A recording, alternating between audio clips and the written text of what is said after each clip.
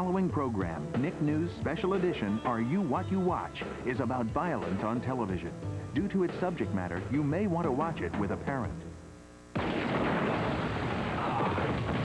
Does watching violence on television make you violent? Thanks, Jeff. This is a Nick News Special Edition. Are You What You Watch? Thanks to the miracle of television, the average American kid today is said to watch 8,000 murders and 100,000 acts of violence before finishing elementary school. Just about everybody agrees now that there is too much violence on television. But does watching violence on television make you violent? Does watching violence on television desensitize you to violence? In other words, do you see so much violence that you don't care anymore when people get hurt or die? For several months, Americans have been loudly debating the subject of television violence and its effect on kids and what ought to be done about that. This is a good debate to have, but we noticed no one was asking kids what they thought. That is what this show is going to do. First, here's what the grown-ups are saying. You'll notice they don't all agree.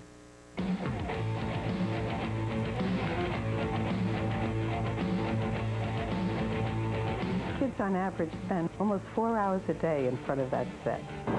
Children learn from everything they see on television. We know that they learn a lot from those 30-second messages telling them to lobby their parents for expensive toys, for sugary foods. It's ridiculous to think the other 20, 25 minutes doesn't have any effect. Now, if you watch Saturday morning, you see about 25 acts of violence per hour. Cartoons, it occurs about every 2 or 3 seconds. Violence, then, is an action that either hurts or kills or threatens to do so.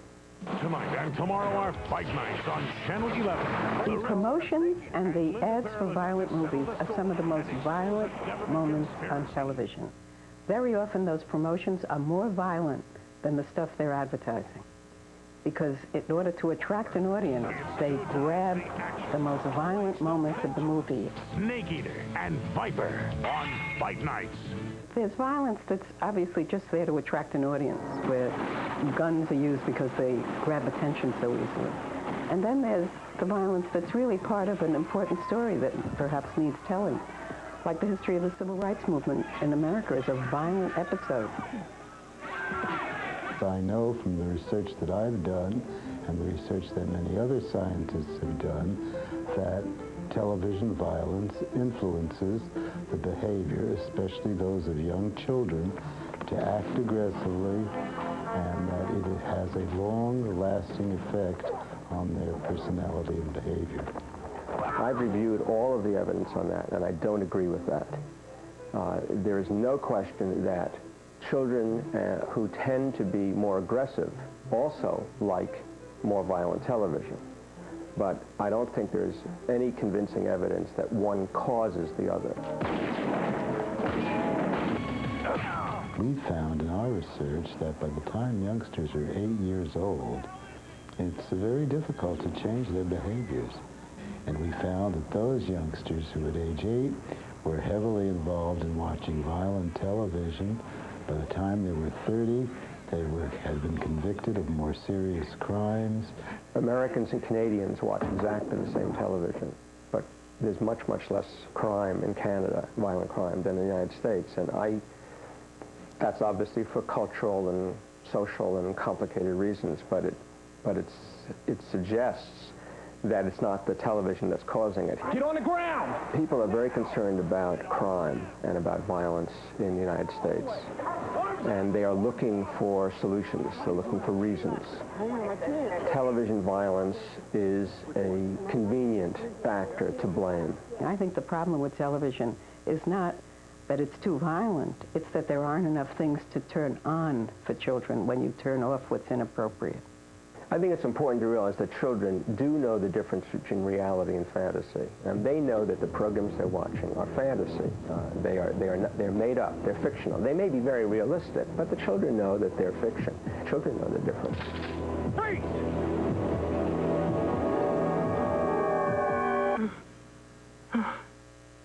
We have a guest today. His name is Howard Stringer. He's president of the CBS Broadcast Group. That means he's one of the people who decides what goes on television. He's here to answer your questions. And Howard, thank you very much for coming. But before we talk to you, I want to ask these kids, how do you define violence? Justin? Violence on TV is much different than violence in real life. I mean, there are a lot more gruesome things on TV than there are in real life. So you don't think that the TV violence has very much to do with real life? No. A lot of stuff that I watch I find very unrealistic, like an axe murderer, and they show him like killing someone and they show the blood. I mean, I find that stupid, and I think it's a little bit too violent. If they didn't show the blood, would it still be violence? Yeah. Yeah. Howard, do you think television is too violent? Yeah, I think in general the media presents a violent image in total. I think by the time you've all seen movies and television and video games, and there's a lot of violence in the culture. Sometimes, I mean, it's good to have some violence to make it sort of satisfying. But I don't think that they should go around killing each other all the time. If there's not a lot of violence, but there's a little bit, I find it entertaining myself. Why do you think we like to watch a little violence? In some of my favorite books and my favorite movies, what happens is in the climax, for instance, the bad guy gets killed by the good guy, and that's sort of satisfying, and it sort of gets you all excited and like, ooh, yeah. So it's okay if it's the good guy doing violence? Well, when the good guy always kills the bad guy, that's still violence. It's just what we think is the good guy, he's just killing the bad guy, so he's still putting in his act of violence, so it's really no difference. Why do you show so much violence? Well, I think we put some violent shows on the air. Some shows have violence because there is violence in America. Well, and if there was no violence anywhere on network television, it would be a funny world we live in, and it would also encourage everybody to think, well, there was no problem, and nobody would solve any problem. But a funny world is better than a dangerous world. Yes, but if it's dangerous and we don't tell you, you'd be angrier at us. But I think if you mean we're showing too much of it, then I think we should do less, yes. Wouldn't people start to complain if you took off a lot of the violence? I think they can find it someplace else. There's so much television now in this country that you can find something somewhere. Cartoons. Is cartoon violence the same as real life violence? No. There's really two kinds of cartoons. There's like the cartoons like Tom and Jerry and the Rowan and all that stuff, and then there's Ninja Turtles and G.I. Joe, which is like more realistic, even though it's still fake. They're like more violent. They have more guns and shooting. G.I. Joe, you know, that is basically all violence. It's about military. It's about like military life, which is pretty much violence because it's guns and bombs and. Nobody wants to eliminate all violence because violence is reality. This is a violent country, and Europe is where I come from is growing more violent. And there've been wars, and there's wars without television in Yugoslavia and everywhere else. And violence has always had a place in storytelling. Absolutely. Whether it's the Three Bears or Peter Pan. The trouble with violent television is it doesn't make you feel. It makes you cheer. It doesn't make you feel sad. It doesn't make you feel that death is bad or murder is horrible. Do you think watching violence on television causes people to be violent? I'm really sensitive to a lot of violence, and my mom doesn't like me watching a lot of TV violence, movie violence, and all that kind of stuff, because personally, I think it does affect behavior, and it does affect the mind. We'll be back right after this. We'll be right back after these messages. Flight 241 is ready for immediate departure. All passengers must be. I just want to freshen up my lipstick.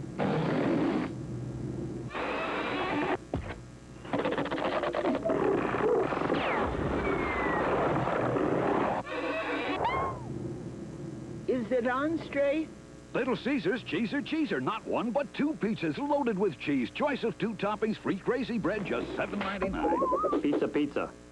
Most people are experts on something they like.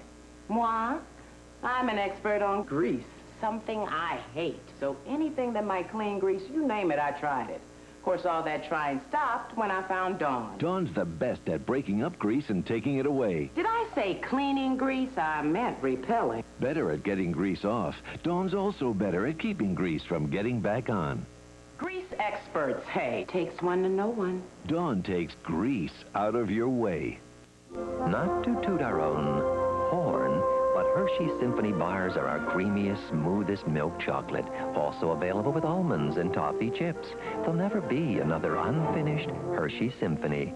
Sounds delicious, doesn't it? Only one children's vitamin has the fun shapes and great Flintstones taste kids love. Flintstones, complete with the vitamins and minerals kids need. It's morning again, so much waiting for you. Time to wake up before you smell that Folgers brew. Aroma roasted mountain-grown beans. They give Folgers a richness that does more than just open your eyes. Tell you what, I'll take it. Opening eyes, opening doors, taking the morning and making it yours. The best part of waking up is Folgers in your cup. Now, back to our show. America has gone from being one of the safest countries in the world to one of the most violent countries in the world. Nobody is claiming TV violence is the only cause of violence in real life. Sadly, we live in a world shaped by poverty, overcrowding, hunger, joblessness, drug addiction, and by the easy availability of guns. But then what do we see on TV? More violence. Consider the news, with all its talk of fatalities, deaths, and violence in general. Many kids we talked to said the news was the most scary thing on TV. Why? Because it was real. Two bodies lay on the front lawn of a Nassau police precinct after a murder-suicide in the most unlikely of places. Police say 4 robbers, at least 2 of whom are armed, are holding 3 hostages, all of them bank employees. Tonight, a teenager is telling a terrifying tale. She says 2 men tried to kidnap her as she walked to school on Monday. When I see stuff in the news, I get scared. I do, because I feel like it's going to happen to me and everything. When kids see violence on the news, that makes them want to act violent. The violence on the news is a lot worse than the violence on fictional TV, because you know that the violence on the news is actually happening, and the violence on TV, you know, is sort of made up. I'm Paula Walker. I'm the Assistant News Director at WNBC. I am here to present as accurately as I can a realistic picture of what I thought was important on a particular day. All right. How do I see this thing? 401 location is Burnside Avenue. My name is Tony Ryan. I'm a freelance cameraman. My name is Paul Wolf. I'm a freelance videographer. Basically what we do is we drive around at night looking for breaking news events. Also tonight, a disturbing story from Long Island. 3 cases where parents allegedly murdered their babies. Most of the stories we go to are homicides, car accidents that are serious. We won't go to a car accident unless we know there's 1 fatality. We'll go to house fires if there's a fatal involved. We're not making those stories up. Those are real stories. They are really happening. Once outside, paramedics tried to revive Jennifer and her father as neighbors watched in horror. 100 to 102. We'll drive around and we'll listen to the police radios. 42102. Until something that we feel is newsworthy. 400-175-28. It's my job to stand there and say, yes, this can get on the air, and no, that can't. Call me as soon as you get the information. Yeah, I love the story. The more vicious the crime, the more newsworthy it becomes. We'll go to a scene, we'll shoot the video, we'll get the basics. The things in a homicide that are basic is the scene, the police, the neighbors, and the most important, a body bag. Within seconds, both Anderson and Aquino lay dead, and a neighborhood was in shock. I was over there behind the precinct, and I heard the same thing, and I just thought it was like a car, and I didn't want to go out because I was scared. I think the statistic is 27 murders a day in the state of New York alone. Murder, rape, violence, brutalization do belong on the news. I don't think they belong on the news in a very clearly shown manner. News is definitely scary. To know that it can happen right around the block from you. Even though I see it on TV, I think that I live in a good neighborhood, and I don't think that that kind of thing will happen to me. When I hear stuff on TV about kids getting hurt, I'm scared because I feel sometimes I feel that if I'm walking in the street, it could happen to me, and I could be that kid on the news. Every once in a while there's a good story, but the bad stories definitely outweigh the good stories because that's what people watch. If nothing in the world happened that was violent, there wouldn't be no news. Okay. Show of hands here. How many of you all watch the news? How many of you think the news is too violent? The news is too violent, but the news is showing you what's happening in the world. But the thing is, you'll think about it, and it does get real scary, because sometimes it could be around your neighborhood, and then, you know, you think about it, and what if it happens to you? I think that with the news, they can't help by showing all the violence, because it's like what happens every day. They can't say like, oh, this is too bad, we can't show that. Because it's important to some people to know what's going on in their neighborhood. I think the news is a good thing. It's letting you know what happens so you can prepare yourself. Howard, are there rules or guidelines that a network has about showing violence in its newscast? Yeah, we have an organization called Standards and Practices, which in the news divisions, which reviews the amount of blood and death that you show within a newscast, because the purpose is not to shock the audience. The purpose is to reveal the information. But it doesn't alter the fact that there is still a lot of violence on those news shows, particularly on local news shows. I think the issue of local news and impact on children is a very difficult and a very, it makes me very nervous.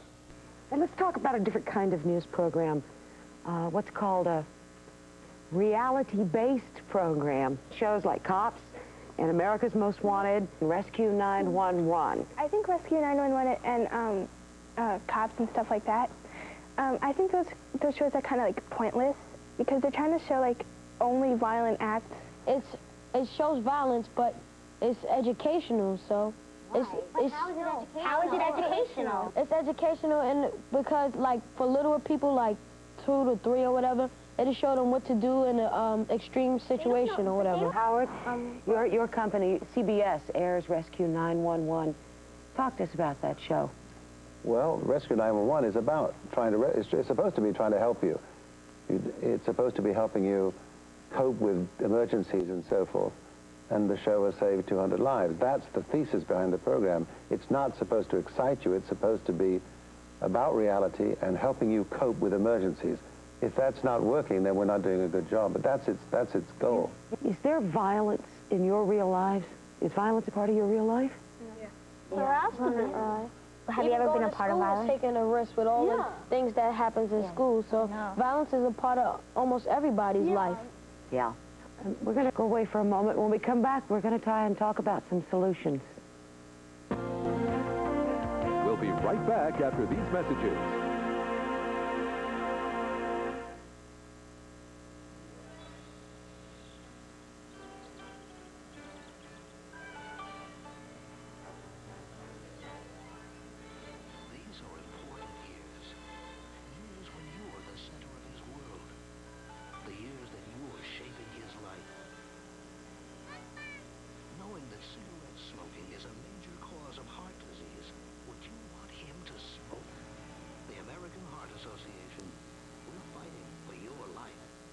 Define kids in 2 seconds. 1, 2.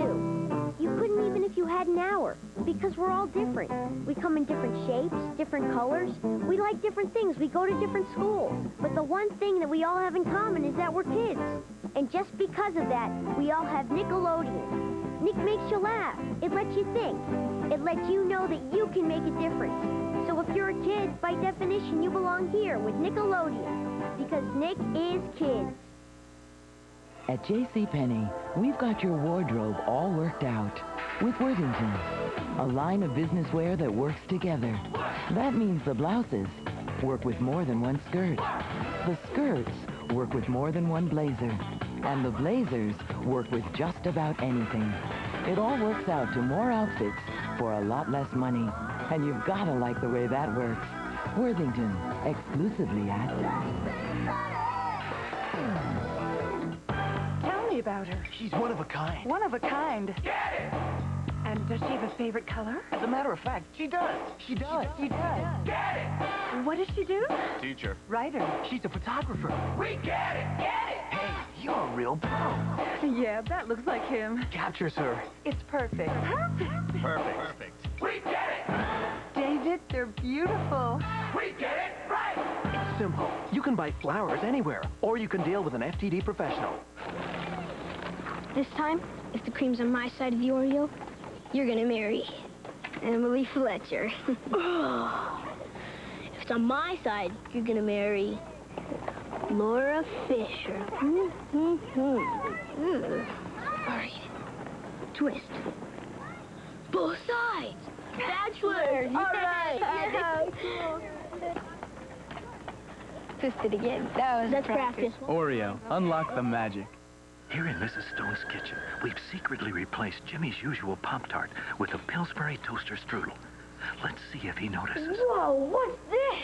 It's a Pillsbury toaster strudel. It's like a Pop-Tart, But better. it's got flaky crust, juicy filling. And check the icing. Where'd this come from? From your grocer's freezer. Cool. It's Pillsbury toaster strudel. Something better just popped up. Yeah. But why are you whispering? And now back to our show. It's important to remember why television is made. Although it may seem otherwise, the television industry is not in the business of selling programs to audiences. The television industry is in the business of selling audiences to advertisers. The bigger audience you get, the bigger audience you bring to the advertiser, the more money you make. And one of the easiest, most proven ways to get a big audience is to put violence on the screen. In other words, violence on television makes money because a lot of people will watch it. That's how it starts. Now, how do you stop it? Recently, the networks agreed to advise viewers when a show has violence in it. Is that enough? First two witnesses, and then basically what happened is that Senator Paul Simon and some other people, members of Congress, decided that TV was not doing a good enough job of addressing children and cutting down on the violence, so that they would hold hearings and they would basically say that TV had to do more. Let me assure you that the people who create and write and act in our shows are as concerned about the problems confronting our community as you are. It's a no-lose issue, and nobody on the TV side is going to stand up and say, violence is a wonderful thing and we should have more of it. I think that possibly even worse than violence on television is censorship in a democratic society. I certainly don't want the government telling me as a parent, as a grandparent, what to watch, what to turn off. I mean, that's the opposite of why people like to live in America. It's a free country, and we have to figure out how to help families, help children, help parents deal with the fact that with new technologies, we're getting all kinds of stuff on that screen, including things that are remarkably inappropriate for children. I would define censorship as any one group trying to define what is proper for any other group to receive or watch or think about. One idea is to take the movie ratings and just put them as TV rating. That would show up in listings, it would show up on TV programs before them, to give viewers a guide that what they're about to see is either violent or has rude language. Donato and Daughter, next, contains some violent scenes. There's an advisory warning. This is something that the networks have said it's a very good idea and they have no problem doing it. Viewer discretion advised. The only downside to this is that the networks seem to feel that almost nothing they show requires an advisory. There's an 800 line where ABC, just one network, you can call up and you can hear a little recording saying, oh, there's nothing wrong with our network this week. If there was one number where you could call and get networks across the board, I'd see it as a service rather than a gimmick. There's something called a V-chip for violence, which is a little thing that they want to put inside a TV set so that if the parents who own the sets want to do this, they can just sort of automatically jam. This V-chip will stop violent programming from being shown on the tube. Ow! Ow! My big question with that is, who decides that this program is not suitable for this audience? The power of the on-off button is the best power of all. Howard, are the networks seriously beginning to get more concerned about the amount of violence on television? For one thing, advertisers are much more skittish about violent programming. For the second thing, we're under such pressure at the networks, the 4 networks, that there's clearly less and less violence. And we labeled a series on Saturday night, Texas Ranger. We labeled a movie over the weekend. We're labeling more and more shows. So I think it's fair to say that we're concerned. What do you all think? Do you think this advisory system is going to work? It's not going to stop most kids, especially younger kids, from, say, watching it while their parent is in another part of the house or out. I think the problem with the violent programming, or the problem with violence in America, is the people who act violently don't have their mother or father at home saying, don't watch it. It's not getting to the places where there's trouble in the home. So that the advisory is very helpful, but is it going to solve violence in America? In the end, there are 200 million guns in America. That's a lot more than television sets. Let's talk about whose responsibility it is here. I mean, if we all agree there's too much violence on television, whose responsibility is it to fix it? Is it the parents to make sure the kids don't watch it? Is it the kids to make sure your own self you don't watch it? Is it the networks to say don't put so much violence on? Or is it the government? There is a lot of violence on TV, and I think the parent should judge, or the kid should judge for him or herself. Well, I think it's like the kid's responsibility, because they're the ones that are watching TV. Like, it's like their choice to decide whether they want to watch it or not. I think it's maybe the network's fault, because not that they show too much violence, but because they don't show enough good shows. The reason why there still is violence on TV and why networks are still putting violence on TV is because they haven't been stopped. Also, by whom? By the government. Have they told you, Howard? Yes, of course, you could argue that government also tells people not to carry guns, but they carry guns. So I don't think you can protect everybody from reality. And this society has a temptation to say, we'll protect you. There will never be violence again on television. There would be violence in real life if there wasn't violence on television. I want to thank you all for your thoughts. Howard, I want to thank you for joining us today. What we've seen is that when it comes to television violence, there is more than one answer to the question. Here's another one to think about. When you're watching TV, you're not doing something else. You're not, for example, playing. Studies of monkeys show that when young monkeys aren't allowed to play enough, they grow up aggressive, violent. And as everybody knows, monkeys are a lot like people.